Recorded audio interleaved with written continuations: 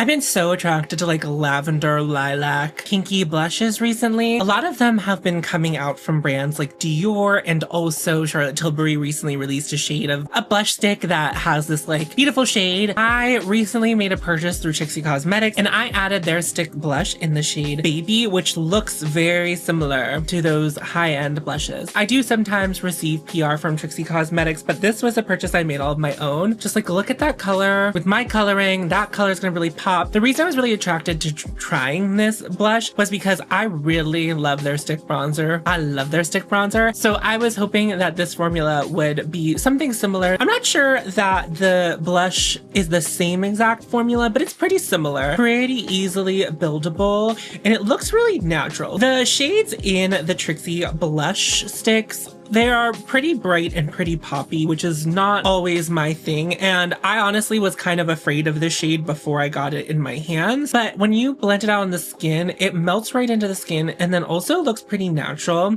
Very kind of like watercolory. I don't know that this shade would work very well on people with deep skin, but I'm wondering if the darker shades or the other pops would maybe have a little less white and maybe a little bit clearer in the base. For my skin tone, this lavender shade I think looks really good on me. If you have been attracted to those new blushes that have been coming out in this shade, the Trixie Cosmetic blushes, I think they're like between $14 and $16. I'm not really sure off the top of my head, but pretty reasonably priced. And if this is not a color that you think you're gonna use a ton, but you are attracted to, why not $16 as opposed to spending something upwards of like $40 to $50 on those luxury brands? Also, the packaging is kind of cute. It's not my favorite packaging. The thing I don't like about it is that the heart has to be relined up for you to be able to put the cap on, which I kind of find annoying. It's at the cost of the cuteness of the component. I bought it before the blush sticks were released from Dior and Charlotte Tilbury, and I'm actually really glad that I fell into buying this before those brands did that, because I would have been very attracted to them,